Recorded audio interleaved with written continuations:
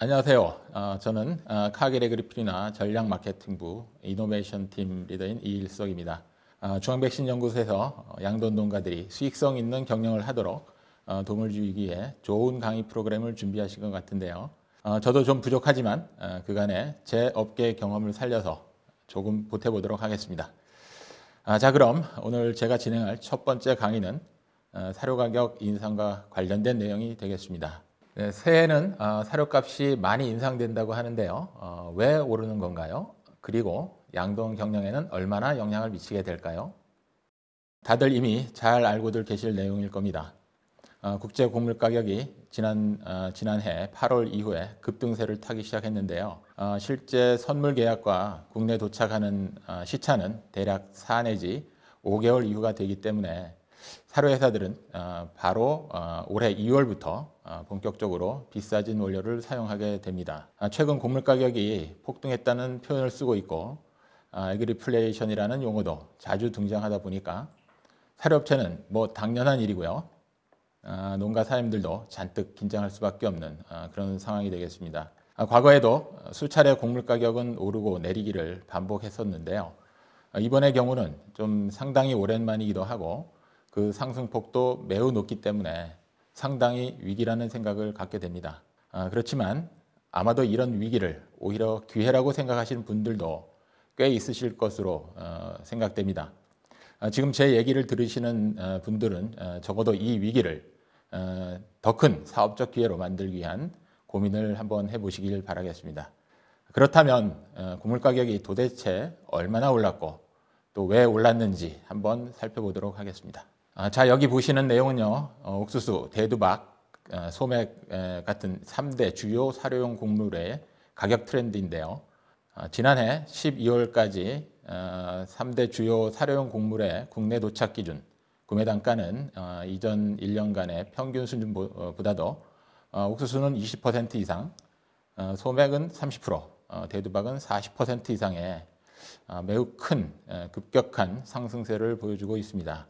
적어도 앞으로 4 내지 5개월 동안은 최근의 환율 하락 요인을 적용해서 원조립의 인상폭에 반영돼야 하는 그런 수치라고 보시면 되겠습니다. 그러나 이것도 잠시 주춤하다가 최근 또다시 가격이 오르면서 지속적인 강세를 이어가는 중이라서 앞으로 또 얼마나 더 오를지 예측하기가 다소 어렵다고 봐야 할 것 같습니다. 일단 여기까지만 보셔도 상당히 큰 폭으로 올랐다는 것을 금방 느끼실 수 있을 텐데요. 대략 사료 원재료비를 톤당 7 내지 8만 원가량 상승시키는 수준이라고 보시면 맞을 것 같습니다. 이렇게 한꺼번에 큰 폭으로 오른 건 지난 13년 전 2007년 이후에 한 번도 없었던 것 같습니다. 자, 그러나 이러한 곡물 가격 급등에도 불구하고 천만다행으로 원달러 환율이 크게 내려갔습니다. 그래서 실제 환율 인하분을 반영한 그런 사료 가격 인상폭은 조금 줄어들 수 있습니다. 지난해 고점에 비해서 최근 대략 100원 정도 하락한 환율로 인해서 배합사료 톤당 약 2만 원가량 비용 부담을 덜어주고 있다고 보시면 되겠습니다. 코로나19에 따른 지속적인 양적 완화 조치로 인해서 환율은 당분간 안정적으로 유지될 전망입니다. 물론 사료 가격 측면에서는 긍정적인 요인이기도 하지만 다른 한편으로는 수출 경기를 위축시킬 수 있고요. 수입육의 증가를 가져올 수 있기 때문에 반드시 좋은 면만 있는 것은 아닐 것 같습니다. 자, 그렇다면 왜 사료 곡물 가격이 이토록 많이 올랐을까요? 최근 들어 펀드를 운영하는 사람들은 옥수수 가격 상승에 대해서 아주 높은 확신을 갖고 있다고 합니다. 그만큼 앞으로 사료 가격이 더 오를 가능성이 매우 높다라는 것을 의미하는 거겠죠. 2012년 이후에 하향 곡선을 그리던 곡물 가격이 지난해 남미 지역의 라니나로 인해서 가뭄이 극심해졌고 수확량이 크게 줄어들면서 지난 6개월 동안 가격이 40% 아니 45% 이상 많은 상승을 하였습니다. 물론 지난해 남미뿐만 아니라 러시아, 중동, 호주 이런 나라들에서도 이상고온 현상이 자주 나타났었고요. 폭염, 집중호우 같은 이런 극단적인 기상현상의 발생 빈도가 더 많아지고 있는 그런 상황입니다. 특히 지난해 6월에서 8월에 걸쳐 중국 양자강 상류를 중심으로 큰 홍수가 있었다는 걸 잘 아실 겁니다. 그로 인해서 경작지가 크게 유실되었고요. 대도시 주변에 있는 곡물 저장고가 많이 침수되어서 옥수수를 포함한 곡물 손실이 굉장히 컸다고 합니다. 그로 인해서 최근 중국은 기록적으로 많은 양의 미국 농산물들을 사들이고 있다고 하는데요. 특히 대두 같은 경우 지난 1991년 이후에 가장 빠른 속도로 구매가 진행되고 있는 것으로 이렇게 나타나고 있습니다. 더욱이 잘 아시다시피 중국 양돈 산업이 2018년 ASF로 인해서 많이 위축이 되었다가 최근 들어서 빠르게 회복되고 있는 그런 상황으로 돼지 사육 수가 크게 증가되고 있는 상황입니다. 2018년 8월 ASF 발생 전과 대략 3,500만 두에 해당하던 모던이 ASF 이후에는 2,200만 두로 무려 37.4%가 이렇게 줄어들었습니다.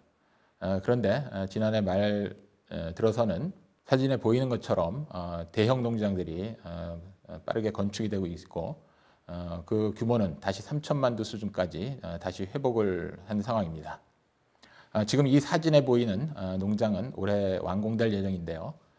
전 세계에서 가장 큰 농장이라고 합니다.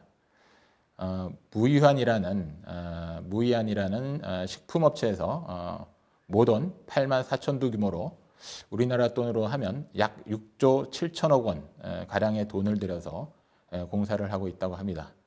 어마어마하게 크죠.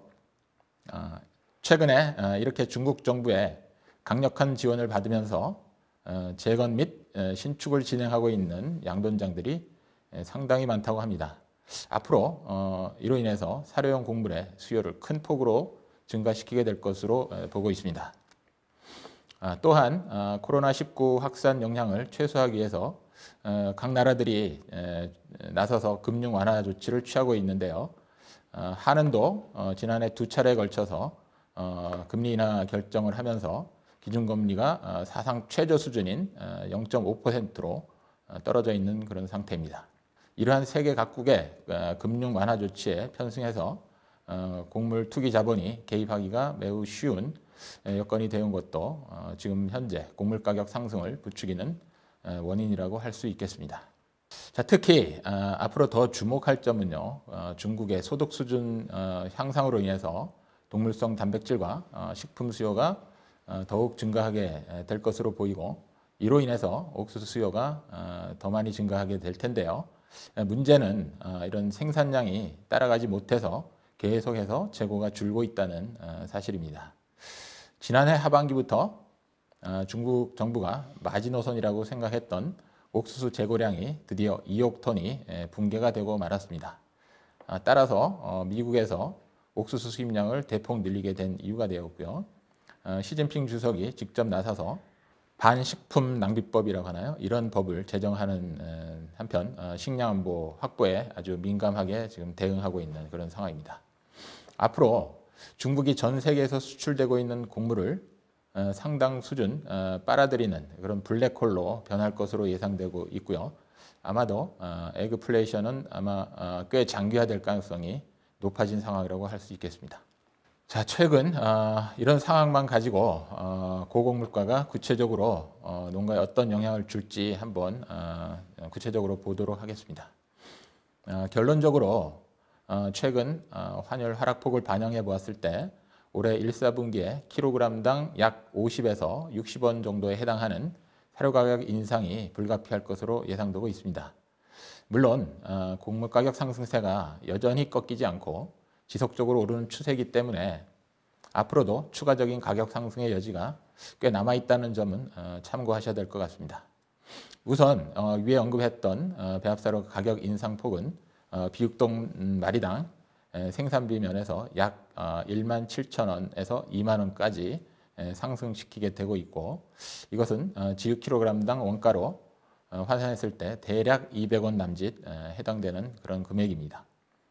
만일 올해 돼지 지육 가격이 지난해 4,180원이었는데 이보다 200원 정도 이상 오른다면 특별히 문제가 되지 않을 겁니다. 그렇지만 그렇지 않을 경우에 올해 농가들의 체감 돈가는 아마도 4,000원 이하가 될 수밖에 없는 그런 상황이라고 생각됩니다. 자, 여기서 퀴즈 하나 드리도록 하겠습니다. 곡물 가격이 오르게 되면 혹시 사료 품질은 어떻게 될까요? 좋아질까요? 아니면 나빠질까요? 아마도 농가들은 과거에 사료 가격이 오를 때 품질은 오히려 낮아지는 그런 문제를 경험했던 경우가 여러 번 있을 것으로 생각됩니다. 사료 가격 인상이 되면 비용 부담을 느끼는 농가들이 저가 사료를 찾는 경향이 많아지게 되고요. 사료업체들은 더더욱 가격 경쟁에 민감해지게 됩니다. 그렇게 되면 그러지 않아도 가뜩이나 적자에 허덕이는 그런 상황에서 사료 품질에 대한 투자에 좀 소홀히 할 가능성이 높아질 것 같습니다. 물론 가격을 제대로 올리거나 아니면 손실을 감수하더라도 약속한 품질을 지키기 위한 노력을 하는 경우에는 좀 다를 수가 있겠습니다. 그런데 곡물 가격이 오르게 되는 그 이면을 한번 들여다보면 이상기후에 의한 작황부진이 많은 부분 포함되어 있고요. 그건 다시 말하게 되면 원료 품질의 하락을 의미한다 이렇게 볼 수 있겠습니다. 원료 품질이 나빠진다는 건 마치 깨지고 묵은 쌀을 가지고 기름진 햇반을 만들기가 어렵다는 것과 마찬가지라고 이렇게 보시면 되겠습니다. 사료의 기호성을 비롯해서 여러 가지 측면에서 볼 때 성적이 나빠질 가능성이 대단히 높아졌다 이렇게 볼 수 있겠습니다. 과거에도 곡물 가격이 상승하던 에그리플레이션 상황에서 자주 나타났었던 사료 원료 품질이 떨어지는 문제들이 배합 사료 품질에도 그대로 영향을 미치게 되는데요. 이것은 돼지의 성장뿐만 아니라 면역력을 떨어뜨려서 질병 피해가 커지게 만드는 그런 원인이 되기 쉽습니다. 물론 그렇지 않을 가능성도 있겠습니다. 하지만 농가들은 미리 이런 문제의 가능성에 대해서 미리 염두에 두고요. 어떻게 대비해야 할 것인지 한번 고민해 볼 필요가 있겠습니다. 다시 말해서 지나치게 가격 위주로 가기보다는 농장의 상황에 따라 사료 영양에 대한 리스크 관리에 좀 더 관심을 갖는 것이 필요하다 이렇게 말씀드리겠습니다. 자, 그럼 마지막으로 이 차트를 보시면 2002년부터 최근까지 약 19년간 돈가와 사료 가격의 변화를 보여주는 그런 그래프입니다. 별표에 있는 것처럼 그래프 위에 표시된 것은 에그플레이션이 나타났던 시점이 되겠고요.